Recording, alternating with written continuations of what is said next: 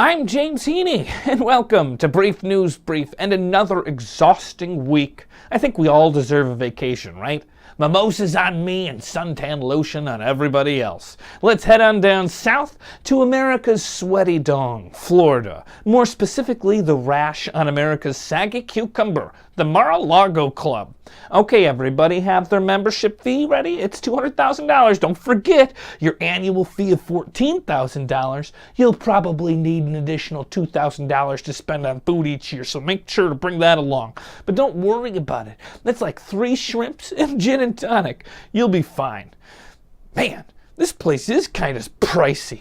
If I wanted to spend this kind of money, I would have gone to a college, like a really good one that had dorms and classrooms and food cards. Trump says he likes this place because it makes him accessible to regular Americans. What regular American spends $216,000 to be part of a club? Haven't these people ever heard of a book club? They're totally free. Most of the time there's chip and cheese dip, and you can sit on other people's nice couches. And you really don't even have to read the book. I don't. All you gotta do is nod and play along. Sometimes I do. The one reading exception I have is for Eat, Pray, Love. I read the eat part. It was delicious. But why does the president spend so much time at Mar-a-Lago? Or maybe the better question is, why does the owner of the Mar-a-Lago want to be president? Well, I have a theory. Now follow me on this one. You might need a tinfoil hat. It's not quite a conspiracy, but it's on the verge. On October 3rd, 2006, Trump put up a 20 by 30 foot American flag on the property. The town zoning official said it was too big and fined him $1,250 a day for having it up. About the same price as a baked potato at the club. Naturally, Trump sued. I mean, he sues quite a bit. But in the end, Trump had to lower his pole 10 feet. Talk about emasculating. Trump hates having to lower his pole. Just ask Billy Bush. But, and here's the M. Night Shyamalan moment. As President of the United States, Trump can legally fly any size flag he wants to on his property. Who knew that that was one of the perks? So listen up, news outlets. Here's your breaking news. Florida businessman becomes president to spite Palm Beach, Florida zoning committee. I want to see that on the front page of every newspaper tomorrow. Okay, vacation's over. Back to work, people.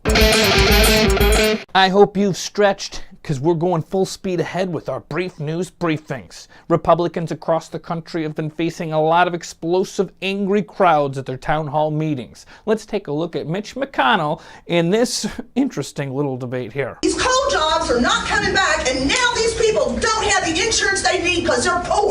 And they work those coal mines, and they're sick.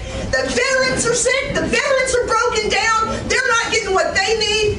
If you can answer any of that, I'll sit down and shut up like Elizabeth Warren.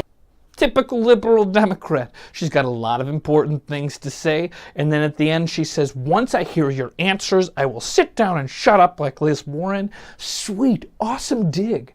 But then she sits down right away. She buckles. Just like the Democrats have been. It's time to stand strong and galvanize. Next up we have the world's most hated man. Well, it's not Milo. Everybody thinks it's Milo. But remember who we really hate. It's Shkreli, the pharma bro. Back in December at a Forbes summit, Shkreli was painfully clear. He said that his job isn't making patients better, it's making the most dollars. And this is quotes. My shareholder expects me to make the most profit. This is something that he has themed time and time again, all right? It's the ugly, dirty truth, and that's what he says. He says, I'm going to maximize profits. That's what people in healthcare are afraid to say. So all those things are completely honest, and of course we started hating him because he takes a $15 pill for people dying of AIDS and changes it to nearly, well, over $700. I don't think it's like $750. It's pretty insane. But just yesterday, I watched a video of him trolling UC Berkeley students, and despite everything, I think I like him. You might too. Just watch this little clip. I've hacked the Berkeley page. I'll take any social justice warrior from Berkeley. None of you kids know anything about science or STEM. Berkeley is well known to have one of the worst STEM programs. What do you want to talk about? You want to talk about biology? Okay, go ahead. What do you guys know about that? Nothing. Fucking nothing. Computer science? Same fucking thing.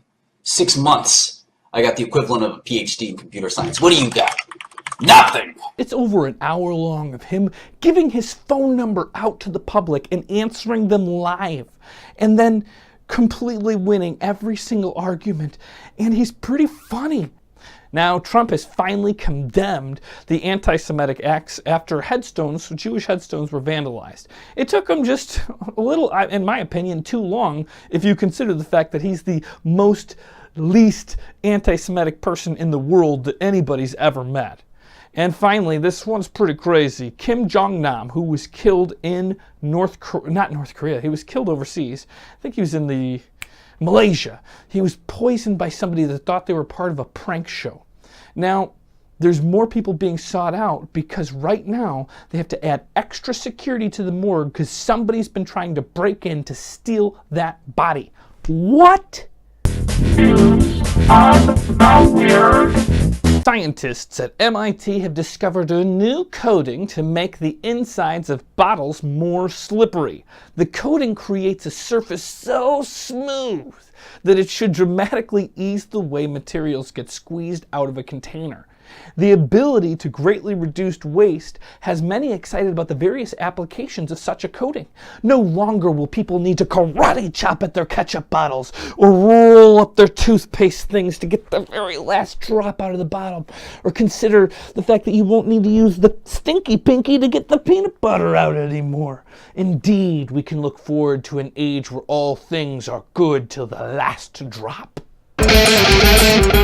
It's poll tally time. Would you serve your friends Walmart brand beer at a party? Yeah, if they were so lucky, they should be thankful I'm serving beer at this party in the first place. And if space travel was affordable, would you take a trip? Yes, sign me up. I want to get in and I want to get off this rock. Have you ever flown first class? It ain't fair. Most of us haven't. No. We should get our, you know what? Go down to the post office and FedEx yourself first class somewhere today. You deserve it. New polls. We're going to tally them up. You're going to flex your democracy. Could you be friends with a guy like Martin Shkreli? Could you? Do you like reading digital or paper books? I'm not talking comic books here. That's a whole different discussion. Paper-bound books or digital books. If you had to have a limb broken, would it be a leg or would it be an arm? I'm asking for a friend.